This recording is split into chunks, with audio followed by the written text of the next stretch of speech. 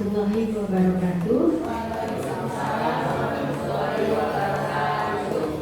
Ya, terima kasih untuk teman-teman waktu dan kesediaannya pada hari ini. Saya ingin sedikit menyalurkan apa yang saya dapat waktu itu selama paroki tentang pengimbasan guru penggerak. Nah, di sini kita akan coba bahas ya, kita diskusi tentang disiplin positif dan nilai-nilai kebajikan universal. Ya, di sini ada brainstormingnya, yuk diskusi apa yang Anda pikirkan ketika mendengar kata disiplin. Ada yang ingin berpendapat apa itu disiplin? Boleh buka. Sikap mentaati peraturan. Ya, boleh. Ada lagi yang lain yang ingin menambahkan?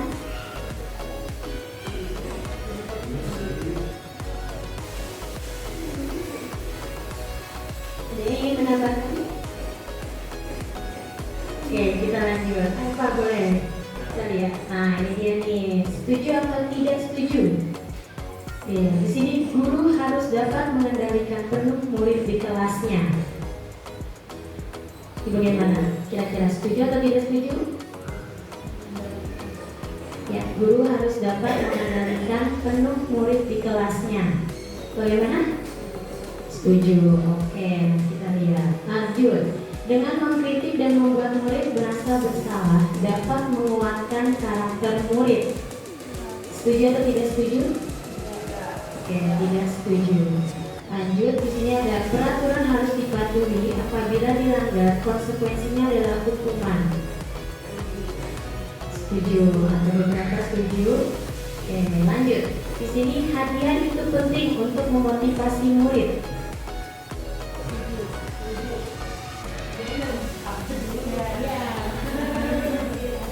Ya, kadang beberapa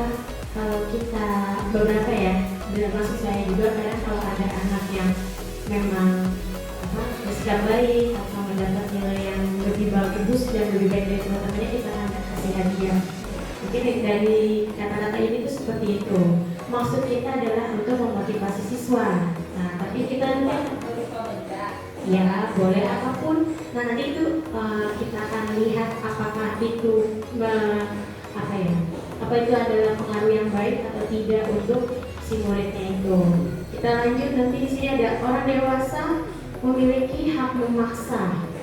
Setuju atau tidak setuju? Tidak setuju.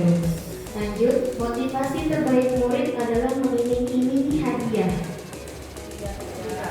Ya, tidak setuju. Oke, boleh lanjut Kak Romi. Nah, ini adalah ilusi. Nah, yang tadi kita sudah sebutkan itu adalah ilusi, berarti sebenarnya itu hanya sesuatu hal yang hanya tidak sebenarnya gitu, tidak harus kita lakukan seperti itu. Oke, kayak guru harus dapat mengendalikan penuh murid di kelasnya, kayaknya nggak mungkin, karena kadang kalau kita mendiamkan cukup diam tapi hanya semenit 2 menit, habis itu bingung lagi.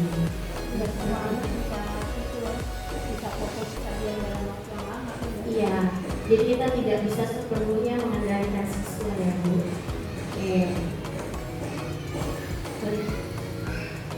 Nah, di sini teori kontrol. Semua perilaku memiliki tujuan. Bahkan terhadap perilaku yang tidak disukai, hanya Anda yang bisa mengontrol diri Anda dan tidak bisa mengontrol orang lain. Dari William Glasser. Nah, di sini kata Dr. William, memang kita tidak bisa mengontrol orang lain, tapi kita bisa mengontrol diri kita sendiri. Seperti itu. Jadi kita nggak bisa mengontrol orang lain harus bersikap baik, harus bersikap mereka harus seperti melakukan sesuatu hal, tapi ya itu kita hanya bisa mengontrol diri kita sendiri. Nah, di sini ada miskonsepsi, ada paradigma stimulus respons. Nah, di sini ada ilusi guru mengontrol murid. Kita tidak dapat memaksa murid untuk berbuat sesuatu jika murid tersebut memilih untuk tidak melakukannya. Walaupun nampaknya guru sedang mengontrol perilaku murid, Hal itu terjadi karena murid sedang mengizinkan dirinya dikontrol. Nah, ada juga yang ilusi bahwa semua penguatan positif efektif dan bermanfaat. Penguatan positif atau bujukan adalah bentuk-bentuk kontrol segala usaha untuk mempengaruhi murid agar mengulangi suatu perilaku tertentu adalah suatu usaha untuk mengontrol murid tersebut. Ada juga ilusi bahwa kritik dan membuat orang merasa bersalah dapat menguatkan karakter. Menggunakan kritik dan rasa bersalah untuk mengontrol murid menuju pada identitas gagal. Mereka belajar untuk merasa buruk tentang diri mereka. Mereka mengembangkan dialog diri yang negatif karena guru sering menggunakan suara halus untuk menyampaikan pesan negatif. Ilusi bahwa orang dewasa memiliki hak untuk memaksa. Perilaku memaksa tidak akan efektif untuk jangka waktu yang panjang dan sebuah hubungan permusuhan dan akan terbentuk. Nah, ini yang tadi ya, stimulus respon yang tadi sudah kita baca ya, Bapak Ibu setuju atau tidak setuju tentang paradigma ini. Oke, di sini ada perubahan paradigma stimulus respon, teori kontrol atau teori pilihan. Siapa sesungguhnya yang memiliki kontrol? Nah, di sini ada dua tabel.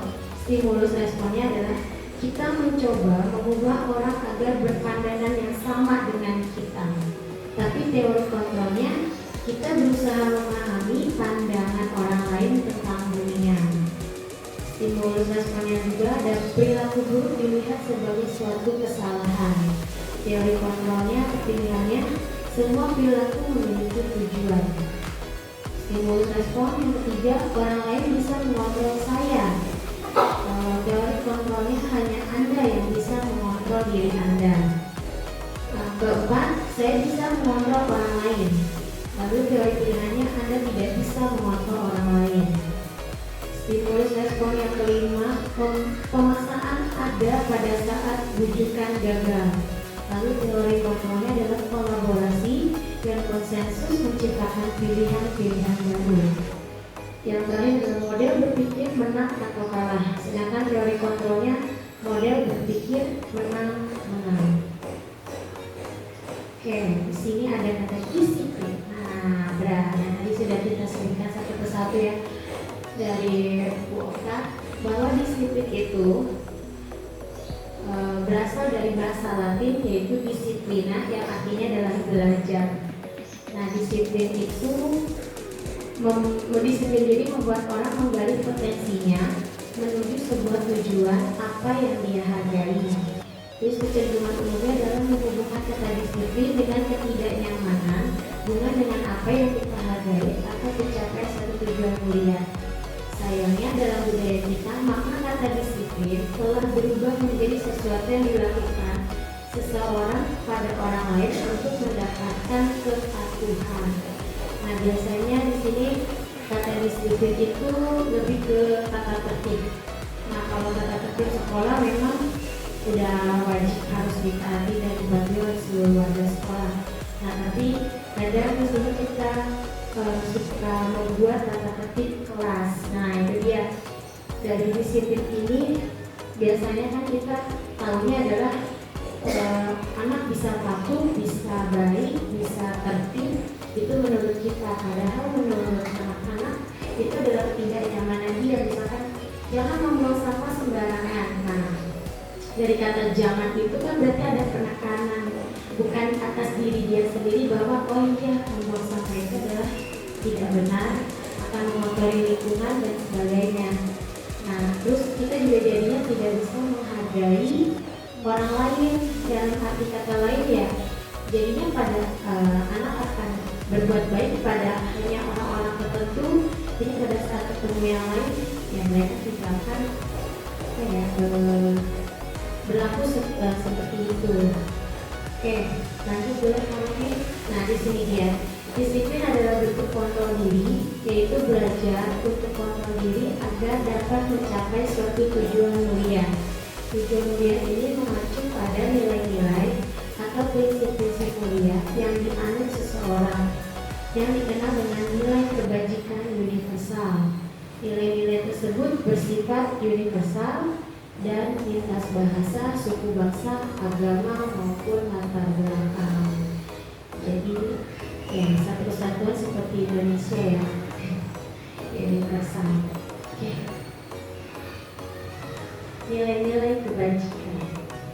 Nilai-nilai kebajikan yang ingin dicapai oleh setiap anak Indonesia kita kenal dengan profil pelajar Pancasila, yaitu ada yang bisa menyebutkan? Atau ada lagunya? Ada.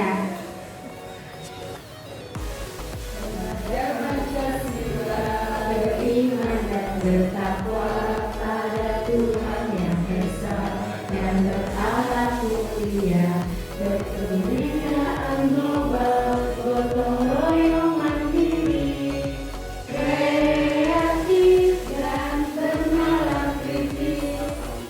Ya, alhamdulillah hafal semuanya, itu dia. Boleh lanjut Pak Romi. Nah, teori motivasi. 3 motivasi perilaku manusia. Yang pertama, untuk menghindari ketidaknyamanan atau hukuman. Ini adalah tingkatan terendah dari motivasi perilaku manusia karena menghindari permasalahan yang mungkin akan muncul dan berpengaruh pada mereka secara fisik, psikologis maupun tidak terpenuhinya kebutuhan mereka bila mereka tidak melakukan tindakan tersebut. Nah, lalu juga ada yang kedua, untuk mendapatkan imbalan atau penghargaan dari orang lain. Di sini orang berperilaku untuk mendapatkan imbalan atau penghargaan dari orang lain. Mereka melakukan sebuah tindakan untuk mendapatkan pujian dari orang lain yang menurut mereka penting dan mereka letakkan di dalam dunia berkualitas mereka. Yang ketiga, untuk menjadi orang yang mereka inginkan dan menghargai diri sendiri dengan nilai-nilai yang mereka percaya. Mereka melakukan sesuatu karena nilai-nilai yang mereka yakini dan hargai, dan mereka melakukannya karena mereka ingin menjadi orang yang melakukan nilai-nilai yang mereka yakini tersebut. Ini adalah motivasi yang akan membuat seseorang memiliki disiplin positif. Jadi ini adalah 3 motivasi perilaku manusia yang memang ada pada dasar dari manusia ya Kak. Kalau yaitu kita menghindari ketidaknyamanan atau hukuman, ya itu tadi dari permasalahan yang akan muncul dari orang lain yang akan berpengaruh sama fisik kita, psikologis kita. Oke, boleh lanjut. Nah, kesimpulannya, tujuan dari disiplin positif adalah menanamkan motivasi yang ketiga pada murid-murid kita, yaitu untuk menjadi orang yang mereka inginkan dan menghargai diri sendiri dengan nilai-nilai yang mereka percaya. Ketika murid-murid kita memiliki motivasi tersebut, mereka telah memiliki motivasi intrinsik yang berdampak jangka panjang. Motivasi yang tidak akan terpengaruh pada adanya hukuman atau hadiah. Mereka akan tetap berperilaku baik dan berlandaskan nilai-nilai kebajikan karena mereka ingin menjadi orang yang menjunjung tinggi nilai-nilai yang mereka hargai. Ayo diskusi, bagaimana cara kita sebagai guru untuk menanamkan disiplin positif yang positif ini kepada murid-murid kita. Nah, di sini ada pengendalian, ada perbedaan antara mencoba mengendalikan siswa dan menetapkan kendali atas kelas rendah. Aturan adalah tentang kepatuhan, prosedur adalah tentang keterkaitan dari banyak hal yang bertahap. Dari David Ginsburg.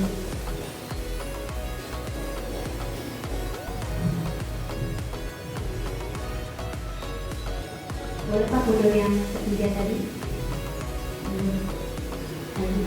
Nah, oke.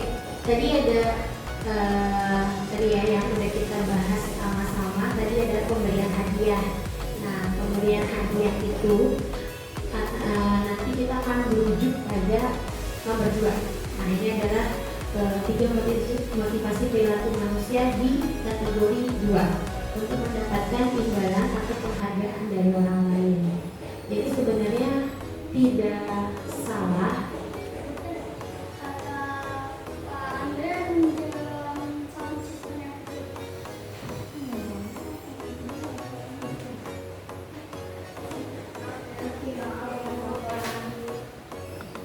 Ya, itu ada di urutan nomor 2. Jadi sebenarnya tidak salah, tapi tidak baik untuk jangka panjang mereka. Jadi mereka melakukan suatu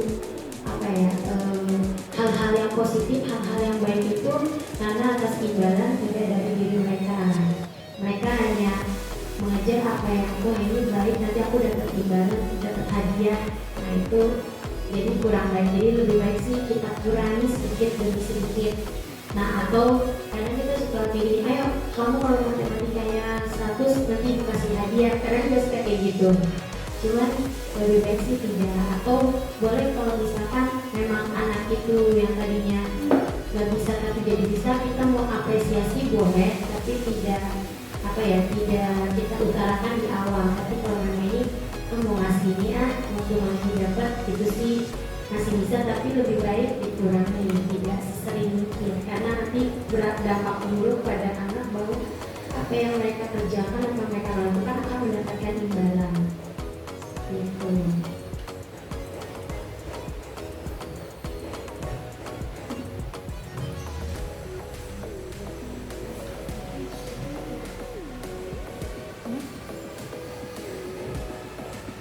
Jadi tadi dari disiplin adalah belajar. Oke, lanjut dari tadi disiplin positif. Sekarang kita melanjut pada keyakinan kelas. Nah, keyakinan kelas mungkin banyak yang bilang adalah tata tertib kelas, tapi sebenarnya sih bukan tata tertib. Kalau tata tertib kan tadi lebih kayak anak diharuskan, diwajibkan. Tapi kalau keyakinan kelas ini adalah kita membuat tata tertib secara bersama, keyakinan kelas bersama bahwa sepakat bahwa kita melakukan hal-hal positif yang ada di dalam kelas. Nah, jadi keyakinan kelas ini harus kita sepakati bersama antara guru dan siswa agar terciptanya disiplin dari diri mereka sendiri, bukan atas karena peraturan. Nah, tidak seperti itu. Nah, pertanyaan refleksi. Apakah Bapak Ibu sudah memahami perbedaan keyakinan kelas dan peraturan kelas? Jadi, keyakinan kelas itu adalah sesuatu hal yang kita buat dan kita yakini. Ya memang maksudnya bukan yakin karena kita yakin akan Allah SWT. Cuma maksudnya ini keyakinan kelas kita bahwa bila kita membuat keyakinan kelas kita semua akan menjadi kelas kita menjadi aman, tertib, disiplin, ya kan, terbangun hal-hal yang positif lah seperti itu. Oke, yang ketiga, mengapa adanya keyakinan kelas penting untuk terbentuknya sebuah budaya positif? Mengapa? Ada yang ingin menjawab?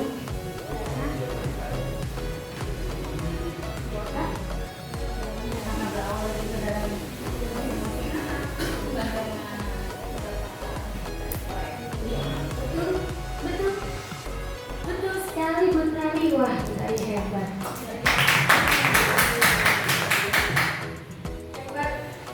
Langsung paham. Oke.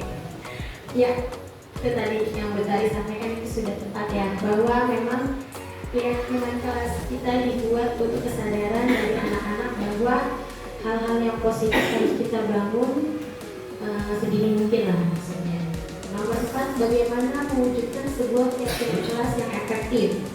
Ada yang ingin menjawab? Mungkin diberikan pendapat. Ya, boleh. Benar.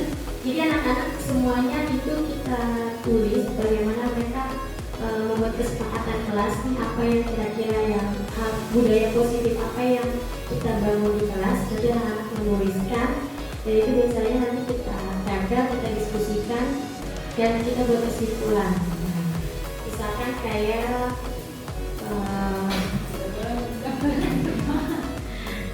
ya, atau meminjam meminjam alat tulis kepada teman ya, karena kalau tidak membawa sih tidak apa-apa, tapi kalau sekali 2 kali, 3 kali, 4 kali ya itu udah lebih baik Kalau jangan. kasar guru yang nyiapin. Oh iya betul. Oke, ada lagi contoh, misalkan tidak membuang sampah sembarangan atau jangan membuang sampah sembarangan. Nah mungkin nanti kita bisa bikin keyakinan kelasnya dengan kata-kata yang lebih positif, yaitu contohnya selalu menjaga kebersihan gitu. Seperti kayak gitu. Kalimatnya kita rubah menjadi yang lebih positif. Betul. Seperti itu. Oke, boleh lanjut Pak Robi? Nah, ini ada pertanyaan teman. Mengapa kita memiliki peraturan tentang menggunakan helm pada saat mengendarai kendaraan roda 2 atau motor? Ada yang tahu? Ada yang ingin menjawab? Boleh Pak Robi?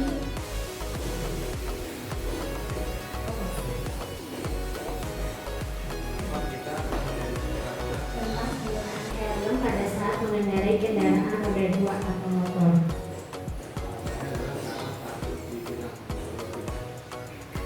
Iya, betul. Itu karena memang peraturannya seperti itu, yaitu karena kita takut akan polisi, takut kena tilang. Sayang. Tapi itu dia tidak melaksanakan dengan kesadaran sendiri, padahal ya karena tidak nyamanan tadi. Jadi kalau itu karena tidak nyamanan, jadi karena kita harus taat peraturan, jadinya ada sistem paksaan. Jadi yang jadi diwajibkan harus kalau nanti tilang polisi. Padahal helm itu sangat berguna bagi kita untuk melindungi kepala kita pada saat berkendara, karena sangat berbahaya ya bila tidak menggunakan helm seperti itu. Oke, sudah mengerti? Alhamdulillah. Lanjut ke kedua. Ketika masa pandemi, mengapa kita memiliki peraturan tentang menggunakan masker dan mencuci tangan setiap saat? Oke, boleh Bu Sri. Ya. Ada penyebab dari COVID-19. Oke, betul ya. Betul sekali ya, karena kita harus menggunakan masker dan mencuci tangan setiap saat agar terhindar dari COVID-19. Betul sekali, tapi juga atas kesadaran diri kita untuk menjaga kesehatan diri kita, bahwa bakteri atau virus itu setiap saat akan menghantui ya, akan ada dan akan selalu bisa kita terjangkit penyakit tersebut dengan cara yaitu kita menjaga diri kita dengan menggunakan masker atau mencuci tangan setiap saat. Jadi atas kesadaran diri, bukan karena peraturan. Nah mungkin walaupun kita sekarang sudah di masa endemi yang sudah tidak menggunakan masker dimanapun, tapi karena ada beberapa orang yang masih menggunakan masker karena mereka sadar bahwa masker itu memang sangat baik dan untuk kesehatan kita seperti itu ya. Oke, boleh lanjut nanti. Nah ini dia. Dan tadi ya, antara keselamatan, kesehatan, yaitu ada keyakinan. Kita hubungkan jadi keyakinan. Jadi keyakinan adalah nilai-nilai kebajikan universal yang disepakati secara tersirat dan tersurat, lepas dari latar belakang suku, negara, bahasa maupun agama. Nilai-nilai kebajikan universal memperhatikan dan penekanan pada keyakinan atau nilai-nilai yang dianut seseorang akan lebih memotivasi dari dalam. Seseorang akan lebih tergerak dan bersemangat untuk menjalankan keyakinannya daripada hanya sekedar mengikuti serangkaian peraturan tertulis tanpa makna. Murid-murid pun demikian. Mereka perlu memahami tujuan dari keyakinan yang dibuat, mendengarkan dan memahami arti sesungguhnya tentang peraturan-peraturan yang diberikan. Ya, si sifatnya tidak dipaksakan, tetapi atas keyakinan bahwa dan kesadaran mereka bahwa hal itu akan berdampak positif untuk dirinya sendiri. Gitu. Ya, lanjut berarti. Ya, refleksi kepada peserta didik. Apa nilai-nilai kebajikan di balik peraturan tersebut? Ada yang ingin menjawab? Nilai-nilai kebajikan dari di balik peraturan. Boleh Bu Sri? Sadar akan pentingnya kesehatan dan keselamatan pada diri sendiri. Iya, boleh. Dia sadar akan kesehatan dan keselamatan untuk dirinya sendiri dan lebih baik juga untuk orang lain. Lalu yang kedua, apa tujuan utamanya? Ya, oke. Langsung yang ketiga, apakah mengikuti peraturan tersebut karena sekedar mengikuti peraturan atau karena takut mendapatkan hukuman atau ingin mendapatkan penghargaan, sehingga bersedia mengikuti serangkaian peraturan-peraturan yang mengatur mereka tanpa memahami tujuan utamanya. Mungkin dari beberapa siswa pun mungkin yang masih yang kelas 1, mereka hanya mengikuti apa yang diperintahkan Bapak Ibu gurunya tanpa memahami arti dan makna dari tujuan utamanya. Jadi nanti boleh disampaikan sedikit demi sedikit bahwa budaya positif itu sangat baik untuk kita laksanakan di kelas. Syarat keyakinan kelas. Nah, di sini ada syaratnya. Yang pertama, keyakinan kelas bersifat lebih abstrak daripada peraturan yang lebih rinci dan konkret. Yang kedua, keyakinan kelas berupa pernyataan-pernyataan universal. Yang ketiga, pernyataan keyakinan kelas senantiasa dibuat dalam bentuk positif. Yang keempat, keyakinan kelas hendaknya tidak terlalu banyak sehingga mudah diingat dan dipahami oleh semua warga kelas. Misalnya terdiri dari 5 atau 7 prinsip keyakinan. Yang kelima, keyakinan kelas sebaiknya sesuatu yang dapat diterapkan di lingkungan tersebut. Yang keenam, semua warga kelas hendaknya ikut berkontribusi dalam pembuatan keyakinan kelas lewat kegiatan curah pendapat. Yang ketujuh, bersedia meninjau kembali keyakinan kelas dari waktu ke waktu. Nah, ini syarat untuk membuat keyakinan kelas yang sudah tadi saya sampaikan bahwa kita diskusikan bersama dengan anak-anak untuk mendapatkan kesepakatan bersama bahwa keyakinan kelas ini adalah budaya positif. Nah, di sini lihatlah tabel di samping. Tuliskan nilai kebajikan yang dituju dari peraturan yang tercantum di kolom sisi kiri. Kita tolong Bu Okta boleh bantu maju ke depan buat menulis. Kita sama-sama diskusi ya Bapak Ibu. Oke, di sini ada peraturan, lalu di sini ada nilai kebajikan yang dituju. Nah, peraturannya yang pertama, kembalikan barang ke tempatnya. Kira-kira nilai kebajikan yang kita tuju itu masuk ke mana? Dari kembalikan barang ke tempatnya. Masuk ke nilai tanggung jawabkah atau disiplin atau tertib? Tanggung jawab. Oke, boleh buatkan nanti tulis tanggung jawab.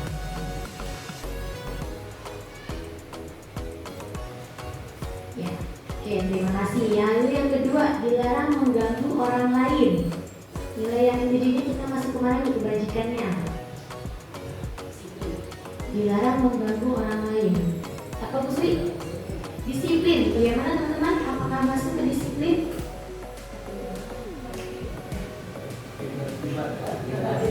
Ketertiban dilarang mengganggu orang lain. Tertib apa disiplin?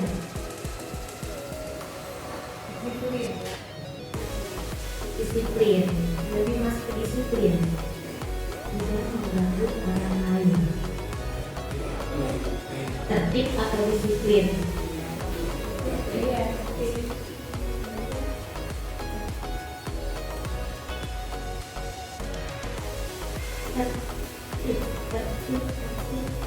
Tertib sepertinya ya masuk ke tertib, kayaknya lebih ke tertib, karena kalau tertib ya anak-anak tidak melakukan suatu hal yang negatif. Oke, lanjut. Hadir ke sekolah 15 menit sebelum pembelajaran dimulai. Masuk ke disiplinan. Oke, kedisiplinan. Disiplin juga boleh. Boleh kedisiplinan. Kedisiplinan. Ya, terima kasih. Lanjut. Dilarang melakukan kekerasan.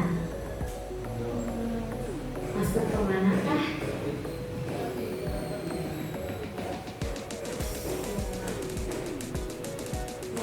Dilarang melakukan kekerasan.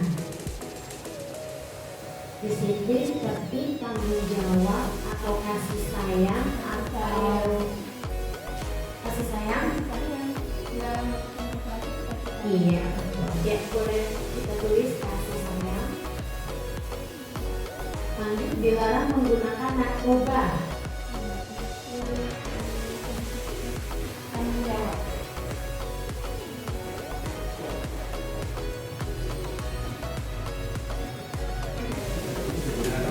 Dilarang menggunakan narkoba. Itu kita masuk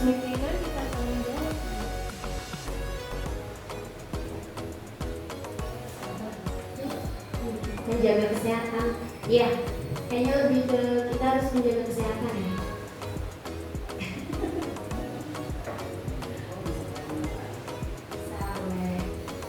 Bergantian atau menunggu giliran. Kedisiplinan.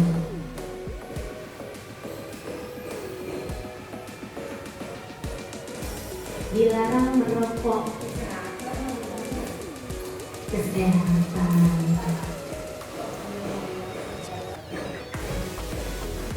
Oke, gunakan masker. Kesehatan juga. Berjalan di kelas dan koridor. Ini rangannya seperti pada saat belajar ya. Ketertiban.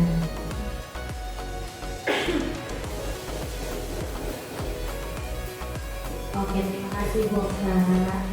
Ya, dari sini lah kita lihat kita bisa membuat keyakinan kelas, yaitu anak harus berbuat di sini enggak. Jadi kita menuliskan semua yang ada di sini di peraturan, tapi kita nilai kebajikannya yang kita akan yakini dan kita sampaikan kepada anak-anak.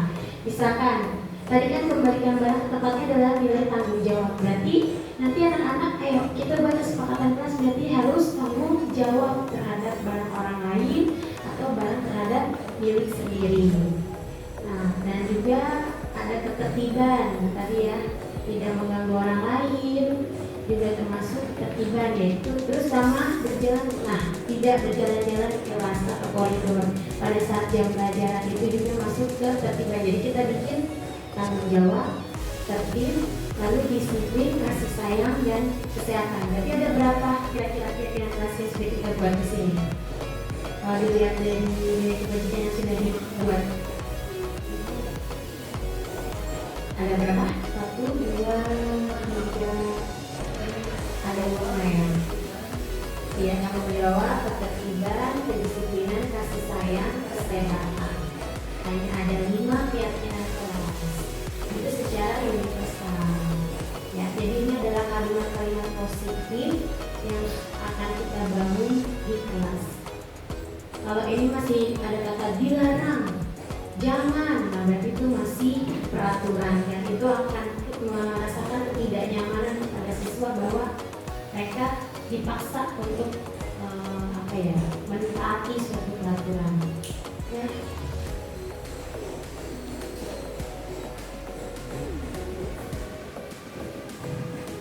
Ya, di sini langkah-langkah yang direkomendasikan ke Bapak Ibu untuk menerapkan dalam membuat keyakinan kelas. Yang pertama, mempersilahkan warga sekolah atau murid-murid di kelas untuk mencurahkan pendapat tentang peraturan yang perlu disepakati di sekolah. Yang kedua, mencatat semua masukan-masukan para murid di papan tulis atau di kertas besar atau kertas ukuran poster. Yang ketiga, susunlah keyakinan kelas sesuai prosedur pembentukan keyakinan sekolah atau kelas. Lalu gantilah kalimat-kalimat dalam bentuk negatif menjadi kalimat positif. Yang keempat, tinjau kembali daftar curah pendapat yang sudah dicatat. Selanjutnya, ajak warga sekolah atau murid-murid untuk menemukan nilai kebajikan atau keyakinan yang dituju dari peraturan tersebut. Tinjau ulang keyakinan sekolah atau kelas secara bersama-sama. Yang ketujuh, setelah keyakinan sekolah atau kelas selesai dibuat, maka semua warga kelas dipersilahkan meninjau ulang dan menyetujuinya dengan menandatangani keyakinan tersebut, termasuk guru dan semua warga. Yang kedelapan, keyakinan sekolah atau kelas selanjutnya bisa diletakkan di dinding kelas di tempat yang mudah dilihat oleh semua warga kelas. Ya, contoh keyakinan kelas untuk beberapa jenjang pendidikan. Misalkan keyakinan di kelas 1, setiap anggota kelas perlu belajar, setiap anggota kelas perlu senang, setiap anggota kelas perlu melakukan tugas, setiap anggota kelas perlu saling menghargai, dan yang kelima, setiap anggota kelas perlu merasa aman. Nah, oke, ini contoh aja ya Bapak Ibu. Lalu keyakinan kelas 5. Yang pertama, selalu bersikap positif, senantiasa menjadi diri yang terbaik. Yang ketiga, percaya dan menghormati orang lain serta barang miliknya. Yang keempat, berkomitmen terhadap setiap tugas. Yang kelima, senantiasa membantu. Nah, sedangkan ini kalau keyakinan untuk kelas 7, hormat. Kami meyakini bahwa sangat penting untuk menghormati semua orang dan barang milik orang lain. Lalu bekerja. Kami meyakini bahwa sangat penting untuk mengerjakan segala pekerjaan atau mengikuti kegiatan yang telah ditugaskan. Lalu diterima dan dimiliki. Kami meyakini bahwa sangat penting untuk merasa diterima pada suatu kelompok dan saling peduli satu dengan yang lainnya. Ini adalah contoh-contoh dari keyakinan kelas di setiap jenjang. Nah, kegiatan pendalaman konsep keyakinan kelas. Tampak seperti atau tidak tampak seperti.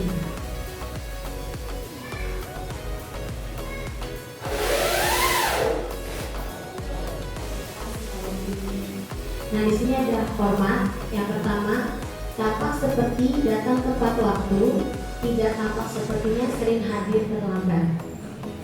Lalu menyapa teman dan guru setiap hari, tidak tampak sepertinya tak acuh pada teman dan guru. Tampak seperti mengembalikan barang teman yang telah dipinjam dan mengucapkan terima kasih. Lalu tidak tampak sepertinya tidak mengembalikan barang yang telah dipinjam dan meletakkannya sembarangan. Lalu ada bekerja, tampak seperti tekun bekerja dan menyimak guru. Tidak tampak sepertinya tidak mendengarkan guru dan acuh tak acuh. Tampak seperti menyerahkan tugas tepat waktu. Tidak tampak sepertinya tugas tidak diberikan. Tampak seperti memberikan hasil terbaik. Tidak tampak seperti asal-asalan mengerjakan tugas. Ada rasa terima kasih dan memiliki, melibatkan semua anggota kelompok. Tidak tampak sepertinya memunculkan salah satu teman kita. Tampak seperti memberikan kata-kata atau komen-komen yang membesarkan hati bila teman kita berhasil. Tidak tampak sepertinya marah atau iri atas keberhasilan teman-teman kita. Tampak seperti menjenguk atau menanyakan kabar teman yang kurang sehat atau sedang mendapat musibah. Tidak tampak sepertinya acuh tak acuh terhadap teman yang sedang kurang sehat atau mendapat musibah, dan seterusnya. Di sini ada tabel ya. Terlihat, terdengar, berperilaku. Terlihat, berempati terhadap perasaan orang lain. Terlihat, memegang barang milik orang lain hanya dengan izinnya. Terlihat, mendengarkan dengan sesama. Terlihat, senantiasa berbuat baik dan berbagi. Sedangkan bila terdengar, satu orang berbicara, yuk saya bantu, kita bisa selesaikan ini bersama. Terima, tolong ya, permisi, oh terima kasih, tolong ya, dan permisi. Boleh saya pinjam, nanti akan segera saya kembalikan. Itu tadi adalah 3 kata ajaibnya yang biasa kita suka ajarkan kepada anak-anak. Lalu berperilaku, tersenyum ramah, memberikan salam hormat, berjabat tangan, namaste, meletakkan tangan di dada atau salim. Lalu memberikan ruang bekerja, lalu postur tubuh yang tenang. Itu cara berperilaku.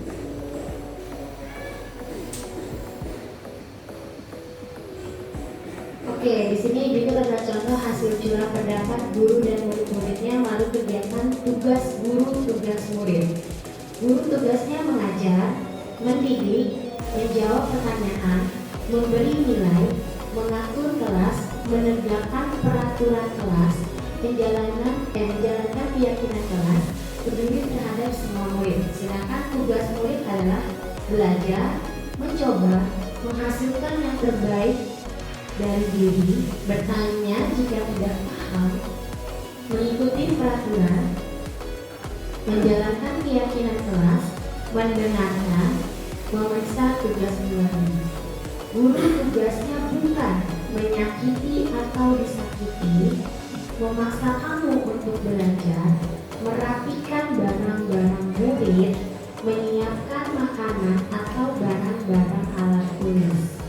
Guru tugasnya bukan sama yang tadi untuk murid tugasnya untuk murid seperti ini murid tugasnya bukan menyakiti atau disakiti, mengeluh, merusak barang pribadi atau orang lain, melakukan tugas guru, memutuskan untuk teman kamu,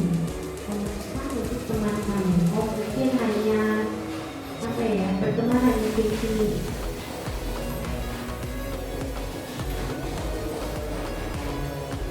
Oke, cukup sekian ini dia dari saya paparan tentang keyakinan kelas. Sampai di sini ada yang ingin ditanyakan dari teman-teman semua? Bagaimana, sudah paham Pak Ustadz? Alhamdulillah. Oke, kalau begitu cukup sekian untuk paparan saya. Satu lagi sebelum saya tutup, karena di depan sini sudah ada keyakinan kelas, saya meminta sama Bapak Ibu untuk membuat satu keyakinan kelas kita. Ya, oke, boleh silakan.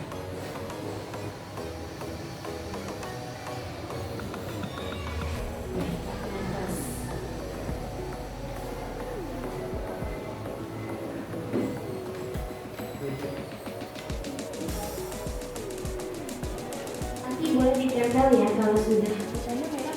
Apa? Yang tadi keyakinan kelas.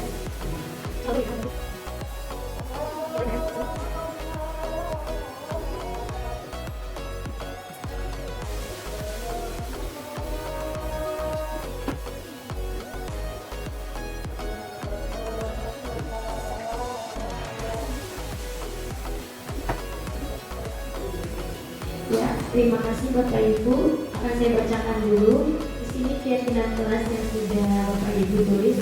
Yang pertama, saling menghargai antar teman. Lalu ada kesehatan, meminta izin ketika akan keluar kelas. Lalu lingkungan kelas yang bersih, tanggung jawab, disiplin, ketertiban, kesehatan. Lalu berdoa sebelum dan sesudah belajar. Ya, ini yang sudah kita buat bersama-sama. Oke. Mungkin untuk paparan keyakinan kelas kali ini dan positif saya akhiri. Nanti akan berikan rekan saya